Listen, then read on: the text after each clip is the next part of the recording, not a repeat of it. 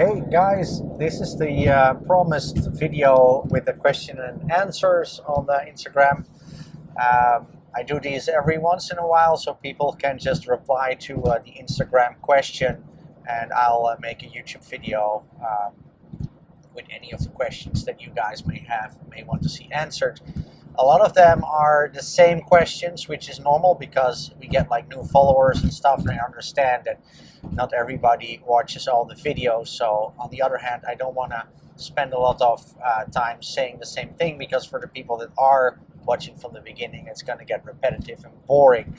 So watch the other Q&A videos. A lot of that stuff has been discussed.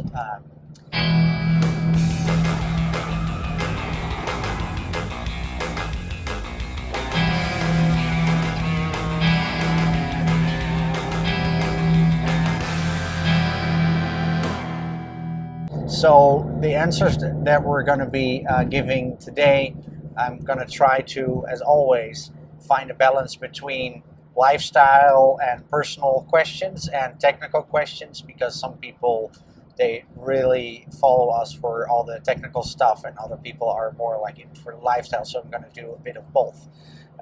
So the first question is what's my opinion on Swaybars on a drift car. It's been touched upon a couple times, but I'm still going to make a separate answer for that. So I think that as with all things setup related, you need to understand how things relate to each other. There's no one definitive answer about what works. I think everybody kind of knows what I like and what I think that works. May not always work for everybody else. It may not always work for somebody's wheel choice. So there may be people that run a certain offset wheel, or they want to run a certain ride height, and like not everything is going to work with every wheel and with every ride height. So keep that in mind, that there's no one answer. Like everybody, of course, always looking for one single answer, but that just doesn't exist. So keep that stuff in mind. So about Swaybars, in my opinion, it's an extra tuning tool that you can use, because what it basically does is prevents the car from going side to side. That's what it's originally intended for on road cars. Road cars technically have very soft springs. If you compare them to a drift car, like a typical drift car, like let's say an S chassis or a BMW running like a V8 or 2JZ motor up front, they'll have anywhere between 8K and 10K spring rates, and a road car will be around 3K, so that's a lot softer, and because of that, it will need a swaybar.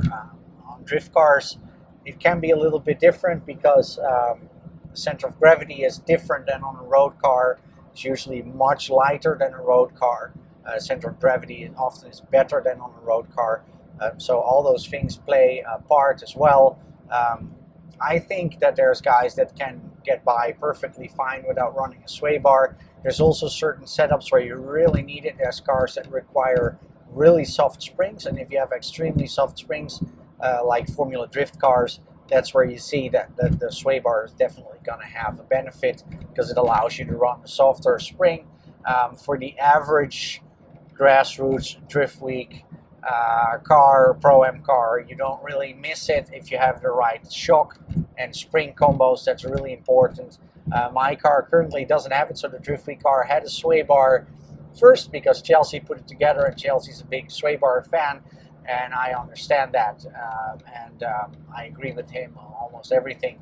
We took the sway bar off because it was limiting the lock on this car. Although the Wisefab kits, they do have provisions for sway bars. Almost every Wisefab kit has the pickup points in the same location in stock where you can run a sway bar. In this case, I really don't miss it, although this car is not very light. It's a completely standard car, but it's doing totally fine. And if you see the car on photos and videos, you see that it's not tilting over or not hanging to the side very much. It is a tuning tool, of course, as well. So instead of working with tire pressures or shock pressures, you could work with how stiff the front bar is or how stiff the rear bar is. So that's like an advantage. You can use it as a tuning tool as well. So that's my opinion about it. Like, my European cars don't have sway bars. We're looking into incorporating them and seeing if we can gain something from it. But to be totally honest, those cars are very easy to drive. Both my black cars are extremely easy to drive.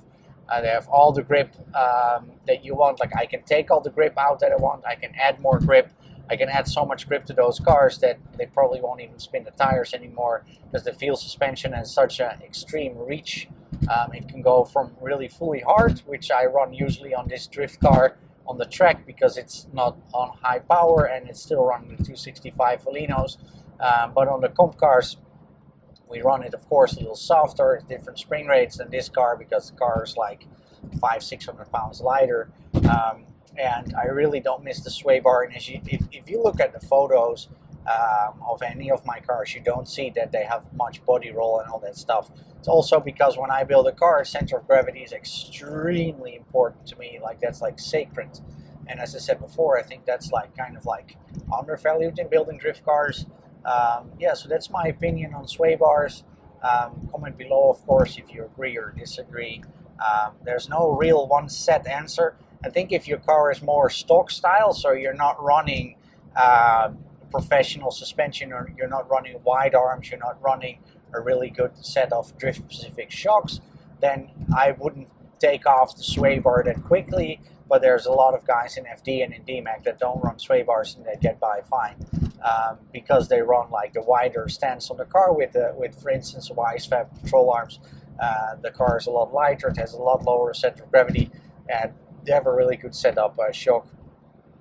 It may limit you a little bit, but one of the funny things, of course, is that a lot of guys will advocate now running the front really stiff, also because Chelsea's videos, Chelsea's very much about running a really stiff front suspension, and like, that's the style you can run. I like it. Like, I ran the suspension on this car very stiff on some tracks, like Willow Springs, as you guys can remember. On that track it worked really well. You're playing around with the slip angle a little bit. You're steering the car from the rear a little bit more. It's covering a little bit more ground. On other tracks, you want the car to pivot a little bit more, like for instance Medford, where I really wouldn't want to take all the grip out of the front axle.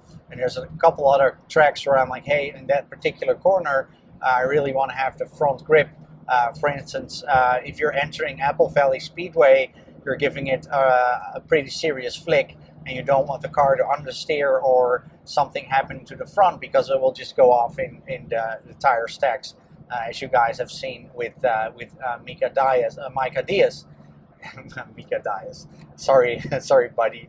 Micah Diaz, who went off in the tires there. He had a brake failure, so it wasn't his fault. That car is generally set up well, of course. But you can tell, like, the forces that are at play over there. Something goes a little bit wrong, the car will go off into the barrier. So keep in mind that Chelsea is an extremely good driver, has extremely good reflexes, and for him it's like literally like walking down the street. Like, that's driving a drift car for him. So what works for him may not always work for everybody else, because they don't have his skill set.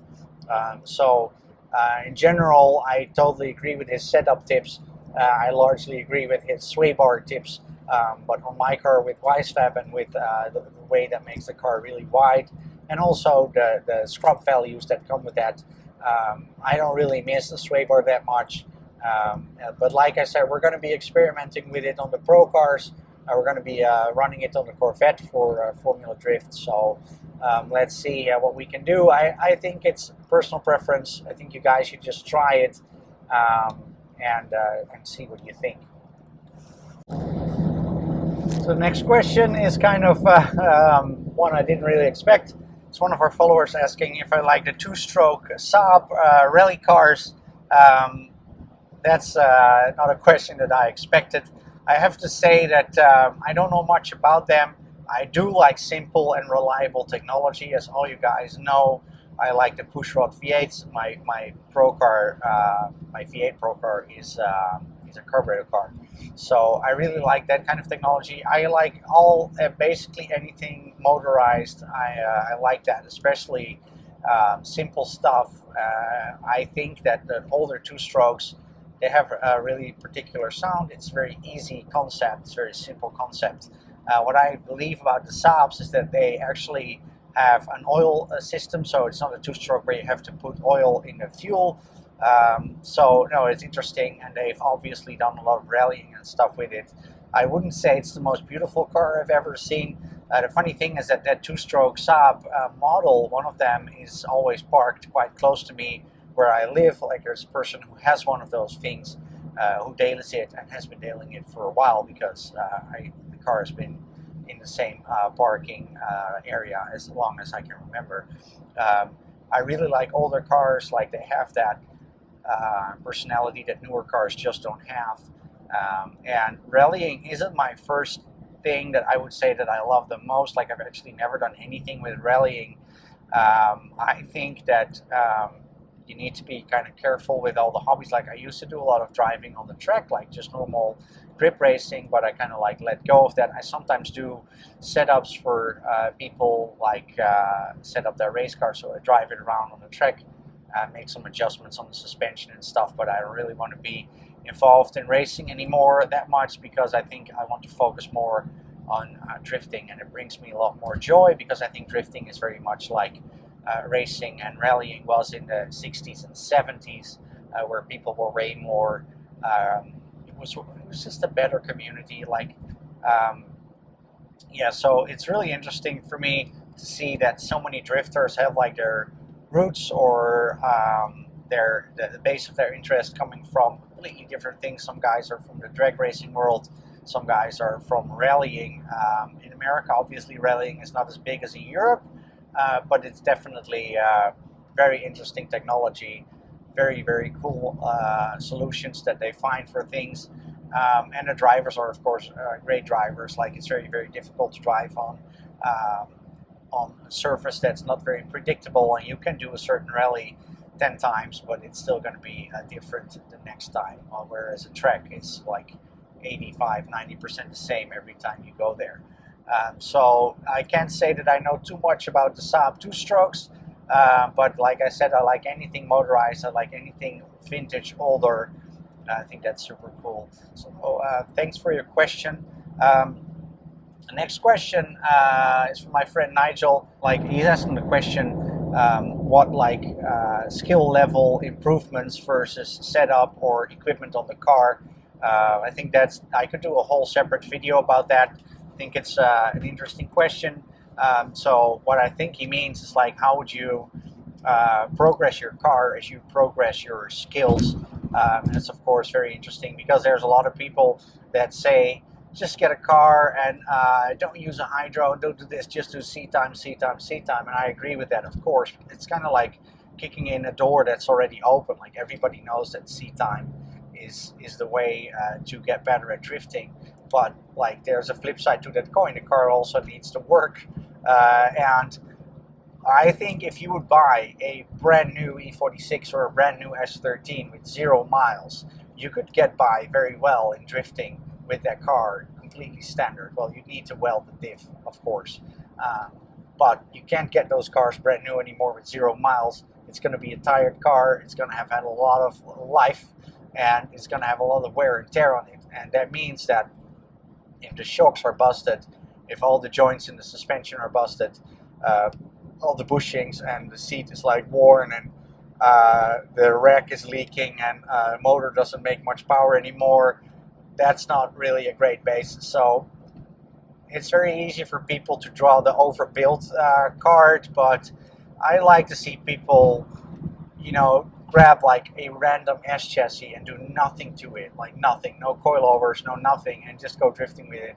I've seen a couple people do that in Europe with like old Volvos and old Ford Sierras, and just the body roll and how weird the suspension is set up, and not just the shocks but also the geometry of the front axle. So road cars are developed to work from like 0 to 15 degrees of wheel angle, because that's where you're going to be on highway speeds or on any speed that's not parking. Everything else, every other angle that's bigger than that is just in the car for parking. So if you're doing 60–70 miles an hour, you're not going to have the steering wheel at 40 degrees. or the wheels at 40 degrees, and manufacturers know that, so they sacrifice those settings. Like the geometry in those angles is going to be really bad on a road car, because road cars only do 0 to 15 degrees. Like if you look at your steering angle and you're driving across country like I am, you're very rarely doing more than 15 degrees when you're in any gear higher than first gear. So you need to keep that in mind, that if you get a completely standard car and you don't upgrade anything, you don't have a lock-it or whatever, it's all people, stuck knuckles, it's all fine. It is all fine, but it's also less enjoyable to drive. Like if you get thrown around in the car like a rag doll, and it's very difficult. So as soon as you go to 25 or 30 or 40 degrees lock or whatever a standard car can do, it's going to feel really weird, because the geometry is going to be completely wrong in those areas. So it's not going to be very nice to drive.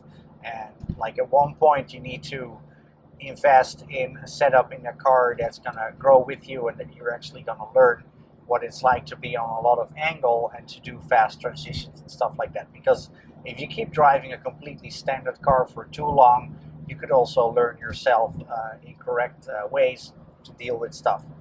So I would definitely say, yeah, like of course you shouldn't build an FD car. So that's what a lot of people say, like, don't overbuild your cars and such and such.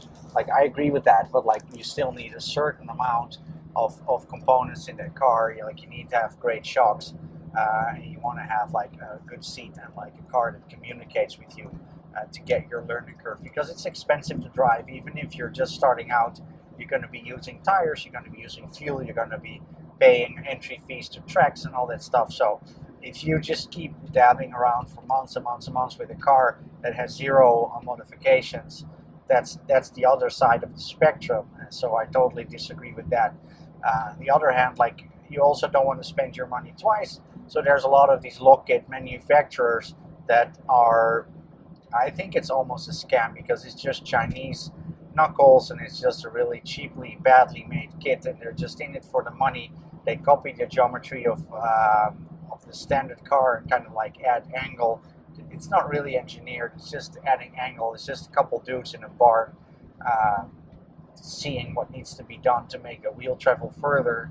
That's not how you design a lock-it. Like you need to think about the geometry and think about how the car is going to perform and how the wheel is going to be sitting when you're on higher angle.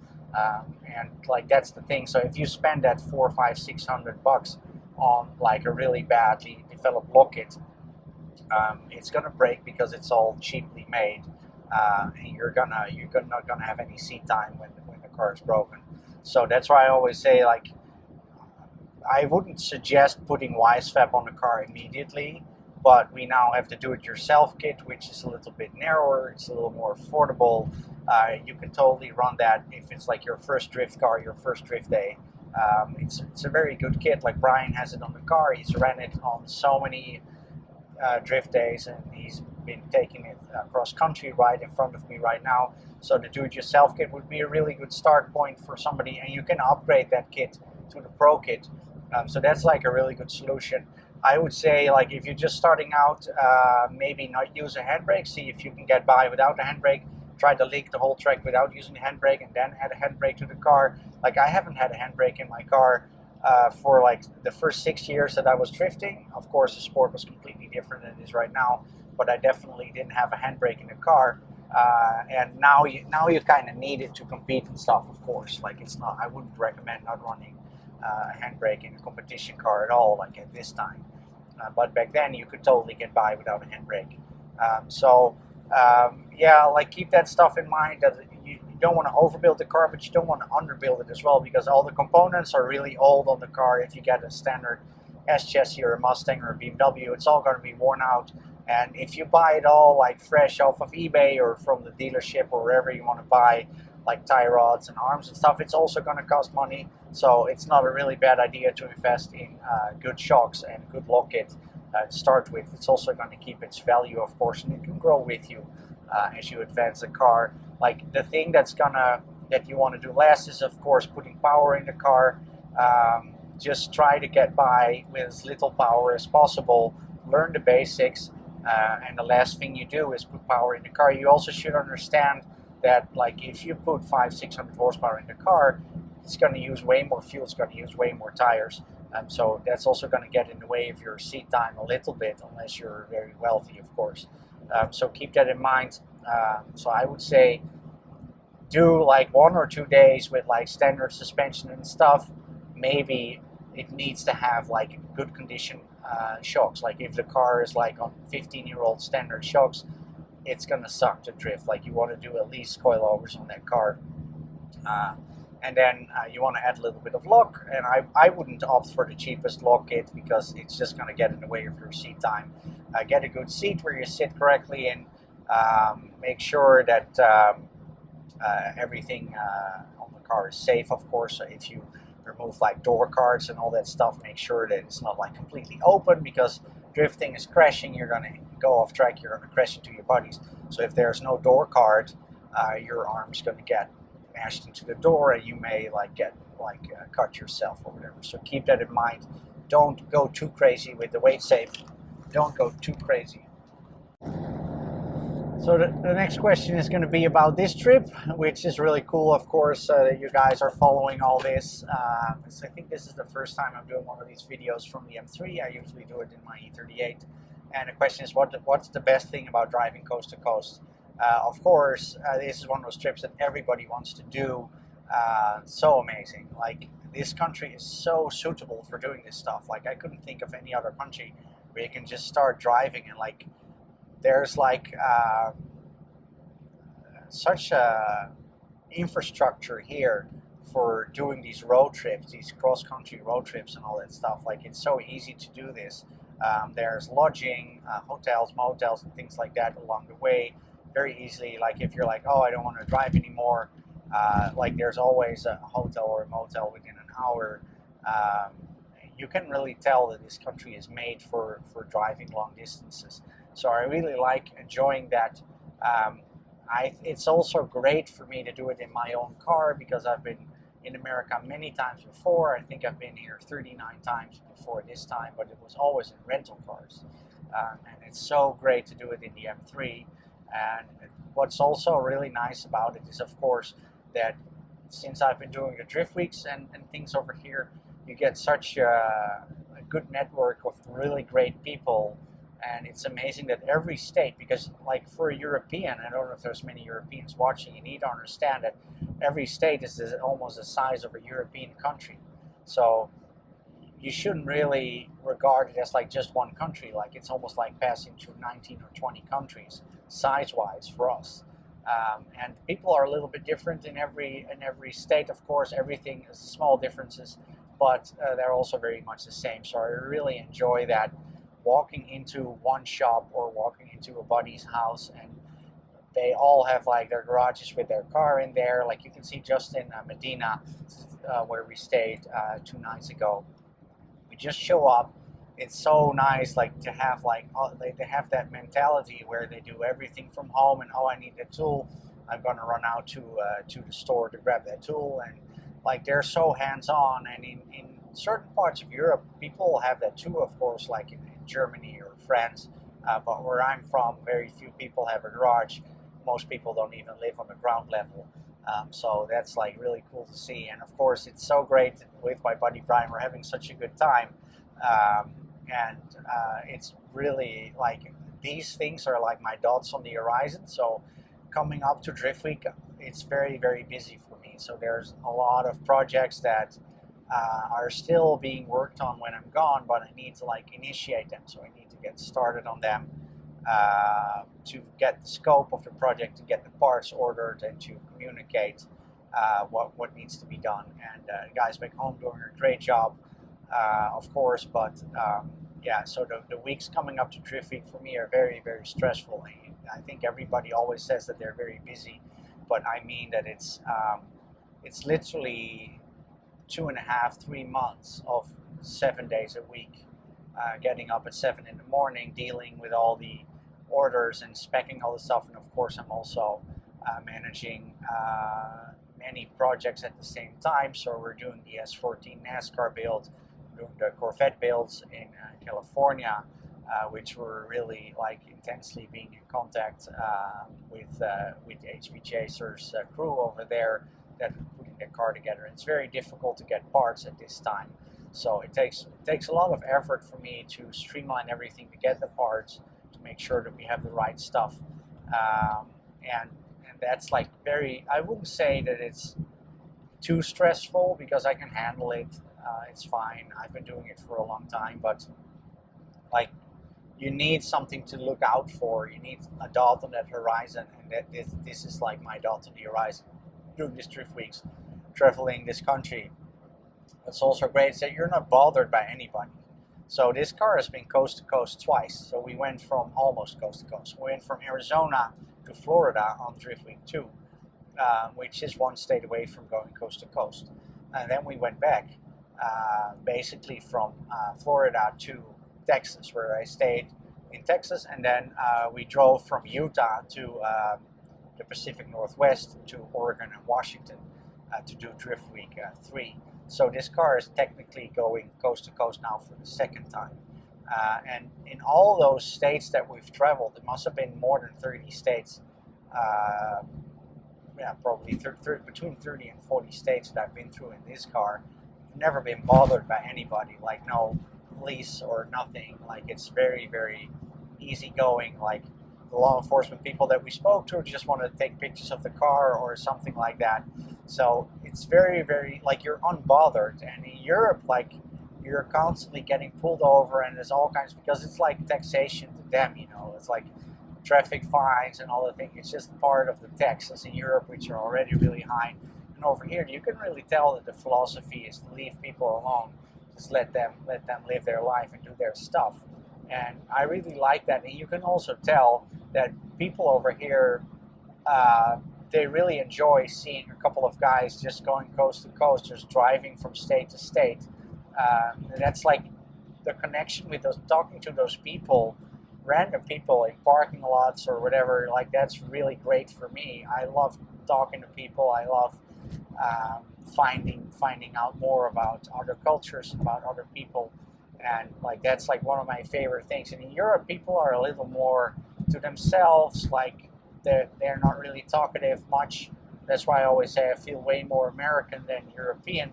I kind of feel like more at home over here. I feel like I fit in a little bit better than in Europe. Like in Europe, everybody like really loves to have rules. They love to be told what to do. Everything is a problem. Like if you want something, it's a problem. You know, that's as simple as this. And over here, it's very, very convenient. Like you can get stuff at 4 a.m. It's like if you go to a tire shop and you just walk in there like, hey, could you mount these tires for me? Like a guy's doing it a couple moments later. Hotels, restaurants, it's all so much more convenient because it's a business-driven economy. Like you need to look out for yourself. You need to make your own money. And in Europe, it's what the socialist system in Europe means that a lot of people will get paid without doing their job, and that will also mean that they're less incentivized to do their job, and they take less pride in their job. And over here, it clicks with me. It works a lot better. It's also easier for me to do business over here because we have a lot of American clients, and we're only getting more and more clients with every drift week I do. Really proud of our products that people run over here. I know it's good stuff, like running it over here on drift week and on our journey proves that it's a very good component. So I'm really happy with that. That's like my best thing. Like I really love this country. It's my second home, and I want to thank everybody who's following this journey. It's so great. Like every time I see a message or a comment, I read all the comments. I try to reply to all the comments. It's really great. Like I love this. It's so amazing to me to think that you guys are watching stuff. Like I was in Colorado with Brian, and we went to an AutoZone to grab something, and two guys walked up, and they're like, hey, I always watch your stuff on YouTube. I love your videos. I'm like, that's so crazy. Like the videos I make from home, which is 8,000 miles away, and somebody in Colorado is watching that. So it's so super cool. I love that. Like for me, that's the whole reason for me to make these things. And yeah, that's great. Like, and nice thing for me is also that this is like basically 3 steps this trip. So we're doing this coast-to-coast trip, which is a great adventure, linking up with our buddies in different states. Then drift week starts, which is the best thing ever. And then after that, I'm going to go to California, work with the Corvette team, work with HP Chasers, and then we're going to go to FD. So that's an amazing sequence of events for me. So that's what I like most about it. Thanks for asking. So the next question is about what I think is a really good beginner drift car. And I kind of like touched upon that a couple times before. I think that it depends very much on where you live. So spare parts availability is a big thing, of course, because if you're learning to drift, you're going to be hitting fenders and bending wheels and bending control arms and stuff like that. So you need to get stuff easily. Headlights, of course, windscreens. So it depends a little bit on where you live. Like I can tell over here that like the Mustangs and those kinds of cars are very easy to get spares for. Like you could just go into an AutoZone and get tie rods and stuff like that. So that would be kind of like a good car. There's a lot of guys driving the Fox bodies and the other like the SN95s and all that stuff. And I think there's a big cross-reference between those two models. So like anything that's cheap, rear-wheel drive, easy to get. I think those Mustangs have the V8, like the 5 liters. I think that's pretty good. Like you'll have the torque, so you don't really have to fucking put the car in the limiter like crazy the whole time. I think an E46 M3 is a great learner car, but they are of course a little bit expensive because it's an M car. So, you know, if you could get an S54, the M3 motor, and put it in a 330i or put it in any other E46 or E36, I think that would be a really great car because that motor is super reliable. It bolts up to a lot of transmissions, and like the power level and the power band, you can do almost every track with it. Like I've done all the driftweek tracks with this car, and you could make this car 600, 700, 800 pounds lighter without any problems. So then it would be even more suitable. So yeah, I would think that like on the S chassis, I would say it's a good beginner car if you can find a good one, because that's like of course a problem.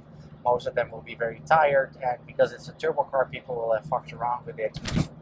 Like the E46 and 3 motors, people kind of leave them stock. But like the turbo motors, people are going to put different turbos on them and all kinds of stuff. And like I always say, the biggest enemy of a car is the previous owner. And that's kind of like, if you look at the average S chassis, it's very difficult to find like a really decent one to use as a beginner car. There's of course a lot of other Japanese cars that you could use. The prices are of course going up. So that's like kind of like a thing, like it needs to have, I think you need to stay around the $5,000 mark to have a good learner car, a good beginner car. Corvettes, of course, are really great cars, but they're less friendly to work on. So if something's up with the clutch or the thrower bearing or the rubber discs inside the torque tube, that's going to be a lot of work. Very difficult to do because you need to drop the whole driveline. So the Corvette, like out of the box, is a great drift car, but I think any manual C6 is going to be at least 15 grand or more. You could run a C5, of course, great car. We're coming out with the low kit for the C5 and the C6, so that will be a really good learner car also because they're a little bit newer than the BMWs and the S chassis. It's maybe a different type of owners. You could find like an old man C5, and it may not be as sexy or as flashy as a C6, but it has the LS1, which is a really good motor. It's not big displacement, so you could do a lot of, with the stroke of that motor, you can do a lot of RPM before it will break. And like T56, it has an LSD from the factory, so it's a very good car that you could buy out of the box and doesn't need many changes. So yeah, I would think like in America, something like a Mustang or a Corvette would be a really good car to start drifting. Corvette's going to be, I think you can grab a C5 under 10 grand if you look hard enough.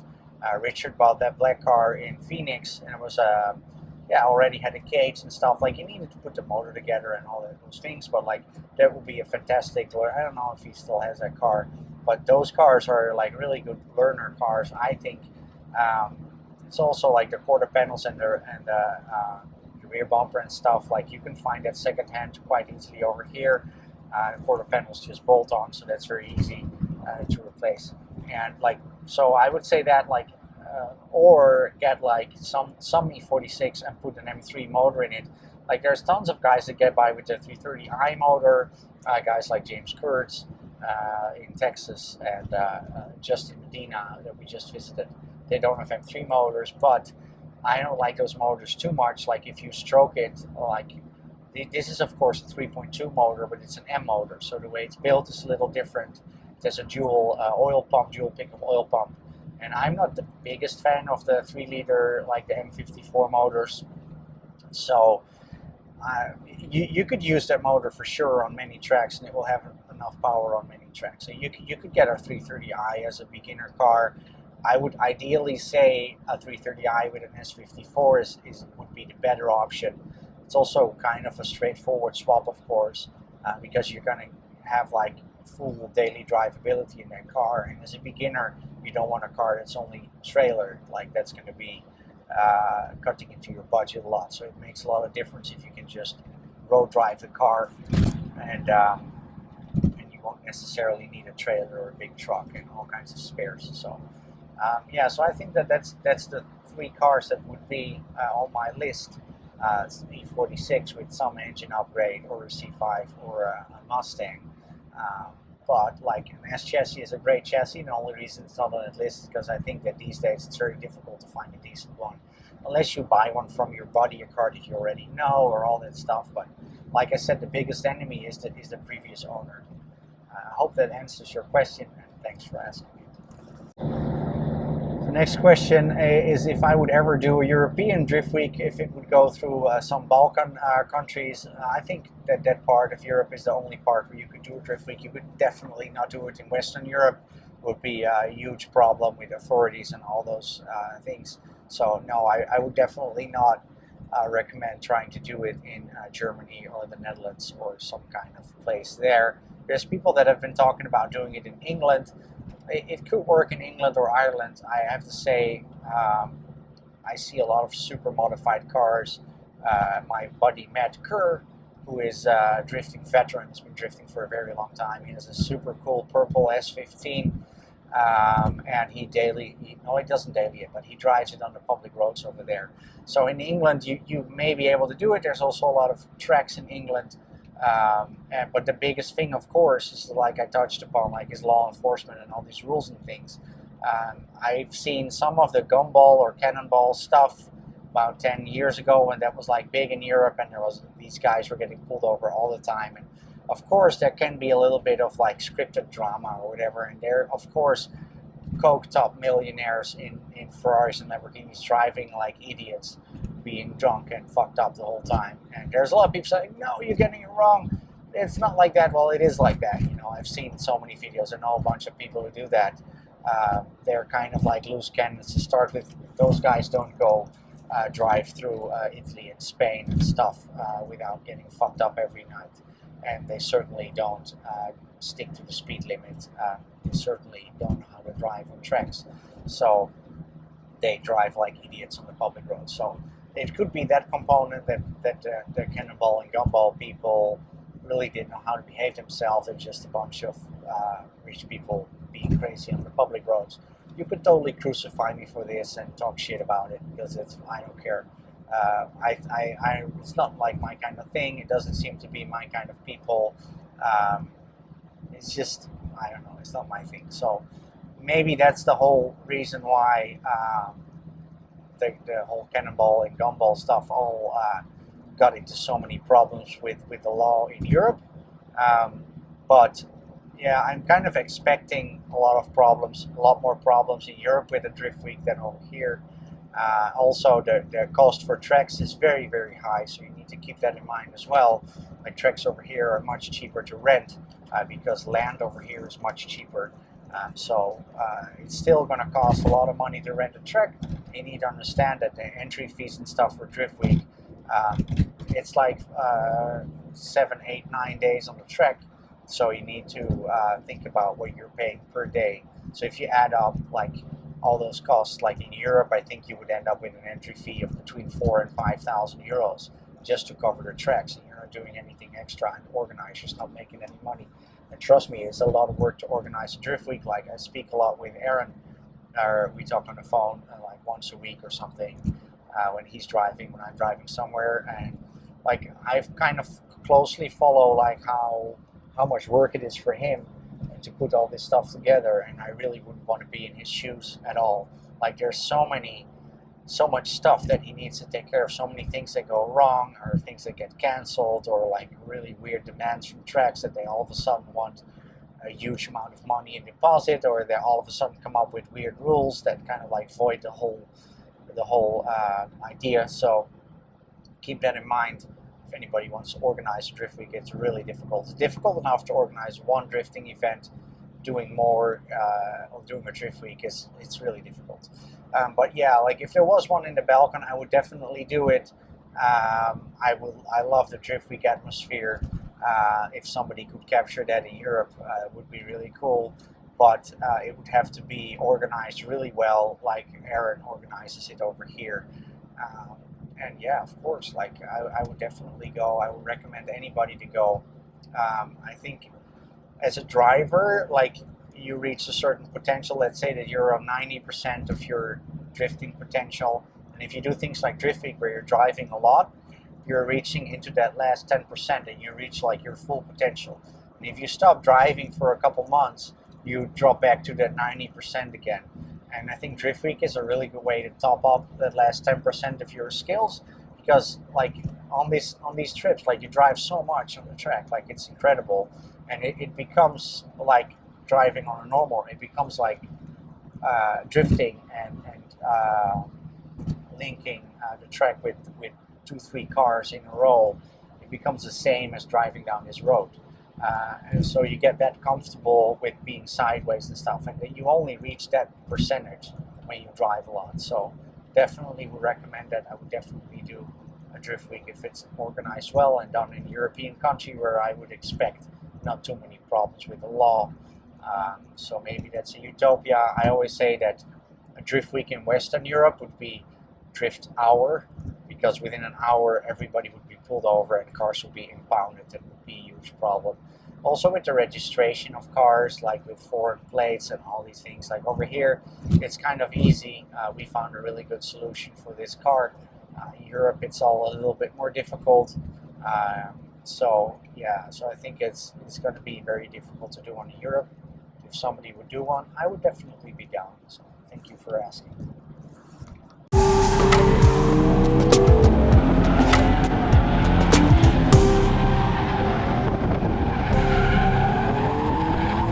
Don't forget to take a look at our website as well, einsel.nl. We ship worldwide, of course, Wisefab, Feal Suspension, our own brand Einsel, gearboxes, quick change differentials, axles, all kinds of things.